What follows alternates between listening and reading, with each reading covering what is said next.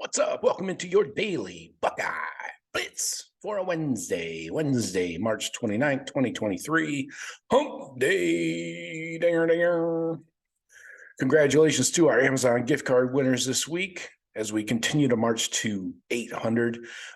I will be releasing a video, if I haven't yet, announcing the march to 800, the race to 800. Sounds more exciting, doesn't it? And we'll do another gift card giveaway. Don't forget, we're doing $50 at 800, $50 at 900 subs, and then the big $100 gift card when we hit 1,000 subs. All right. So keep that in mind. Keep your eyes open. If you subscribe, you'll get notified when that video is dropped. So subscribe. It costs you nothing. All right, let's go. We're going to do, today I'm talking the top 4 players who stood out in Ohio State's first spring scrimmage last week. Kick it off. You got to start with the QBs. Kyle McCord, obviously, he's the straw that stirs the drink, man. This guy, he was showing his skill set on Saturday. The best example of that was probably there was a play late and he escaped to his right from pressure, rolled out, kept his eyes downfield and completed a pass on the run to freshman Noah Rogers. That should tell you all you need to know what Kyle McCord can do on his feet, with his arm, making plays, extending the play. Remember, Justin Fields did that so well. CJ did that against Georgia, especially. He did it his senior year, his last year, 2022. Mostly, he was much better than 2021. But again, Kyle creating on his feet, improvising a bit.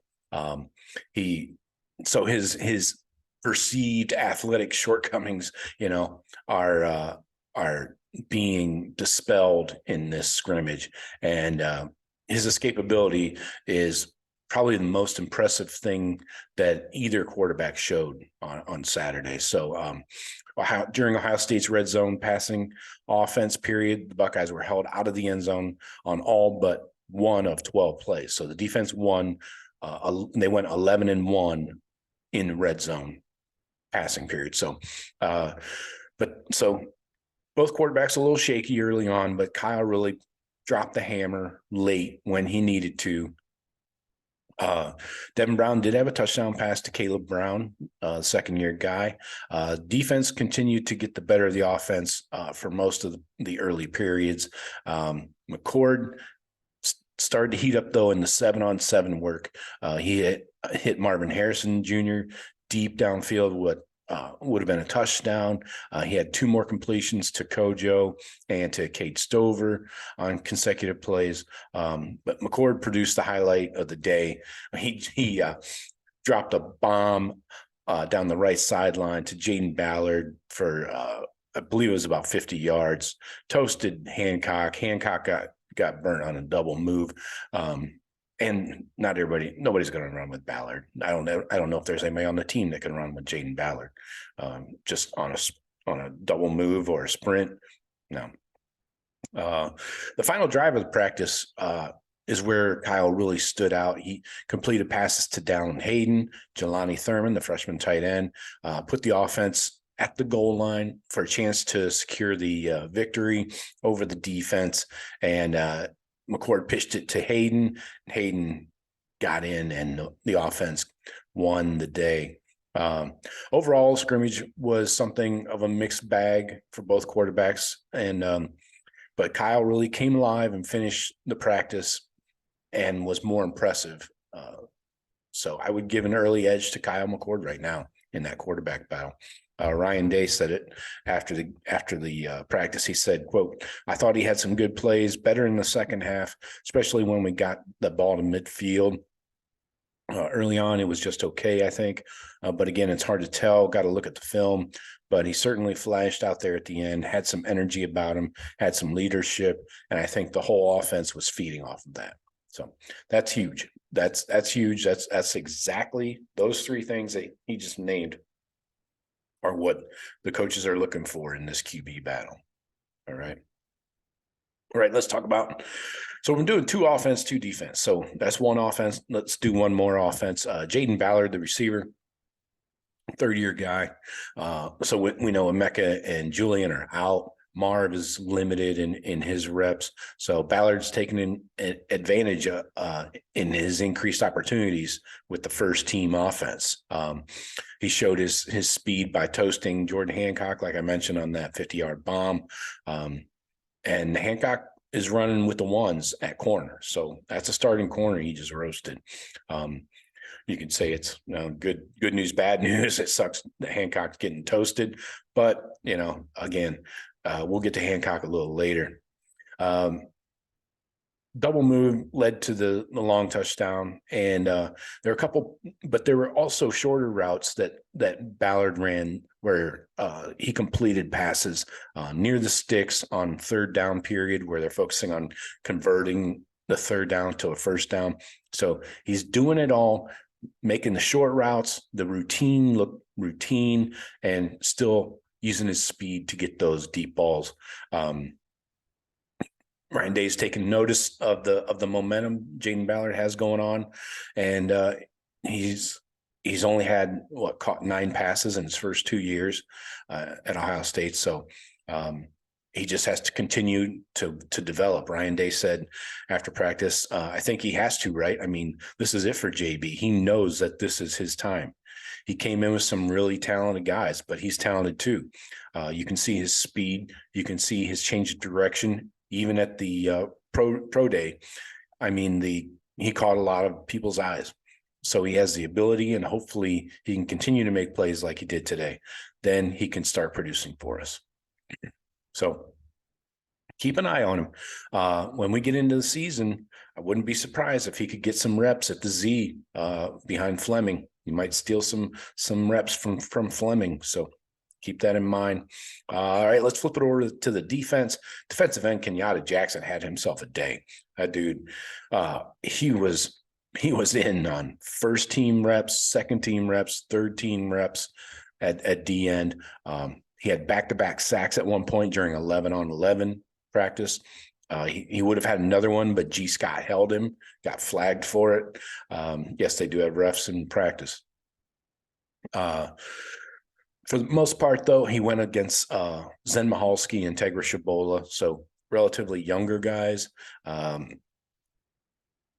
And these are new guys that are developing at right tackle. So, again, one of those good news, bad news situations. Great for Kenyatta that he's making plays, using his speed and power and everything, but bad that our right tackle, our 2 starters potentially are getting their ass kicked. So, but they are still developing. This is, again, early in spring, but with Kenyatta, he has multiple ways he can beat these guys. Sometimes with power, sometimes with speed, sometimes both. He really stood out, though, his natural ability. You pair that with Larry Johnson's hand fighting techniques that he teaches and developing some counter moves off of his speed and power. This guy's got the potential to be a breakout player this year for real. His physical tools are there. Speed, length. I'm a huge length guy, no matter what the position. And bend. He's got that bend, that DNs need, where you can bend the edge, get around, get like parallel to the ground and shit, like Myles Garrett or something. But he's got an extremely high ceiling. So Ryan Day said after practice about Kenyatta that we're looking for that production. I thought he put in a great year last year, put in a lot of hard work. He got to go against Paris, especially in practice last year, and they would sit down on the bench for hours after practice just talking. And Paris was taking him under his wing to talk about different things with offensive, defensive line play, talking technique. So giving the young buck some words of advice for how to play him, how to play a tackle, or go against a tackle. And anyway, back to Ryan Day. He's saying, so now I think you're starting to see that come of age. He had a really good offseason.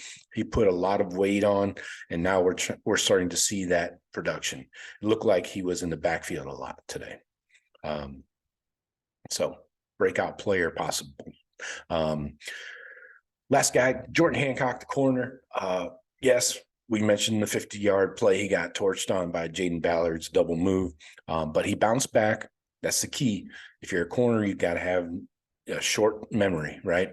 Bounce back and defended Ballard well on another deep ball into the end zone. So, bounce back, win the next rep. And he did that. He nearly intercepted a pass from Devin Brown during red zone period. He's challenging more throws, playing with more confidence. And by challenging more throws, you know what that means. Best thing ever. Gets me excited. I know it gets you guys excited. Getting hands on balls. He's getting more hands on balls. What could be better for a DB? So anyways, playing with more confidence. He is going against some younger receivers in many cases with Fleming and Buckeye out, but you can only go against who's lined up across from you. So you could say another good news, bad news situation there. Hancock's working on these young guys, but you got to keep working.